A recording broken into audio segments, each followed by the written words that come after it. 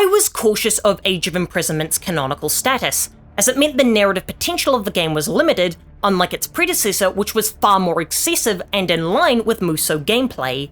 However, I was a fool, as its predetermined status ended up being the game's greatest narrative strength, as it reframed every battle not as a question of can we win, but as how hard do we have to fight to delay the inevitable, which created a layer of emotional depth that most action games rarely achieve.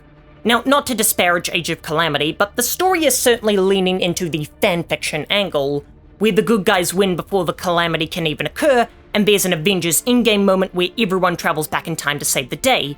Now, while this is certainly cathartic, none of it ultimately mattered, and it makes the game the equivalent to an anime filler arc. Sorry about this, I'm speeding myself up to not waste time, but I've been uploading for over 4 years and have nearly 500 videos on the channel, and I never wanted to do this because I thought it was speaking, but people tell me that this works, but less than 2% of my viewers are subs, so if this is your first video of mine, please consider liking or subscribing.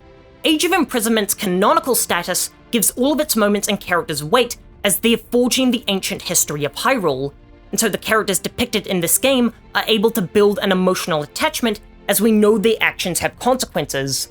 We already know the fate of Rauru. He's doomed to wither away beneath Hyrule Castle for millennia, and that knowledge transforms every scene with Rauru. When he's laughing with his generals or showing confidence in his warriors, you're watching a man spend his final days.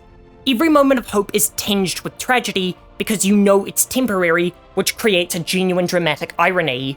Because you possess knowledge the characters don't, which leads to a poignant emotional distance. This distance is most evident with Queen Sonia, who dies at the end of the opening act. Of course, we already saw this scene in Tears of the Kingdom, and yet watching the game build towards this moment creates a suffocating sense of dread that no plot twist can match.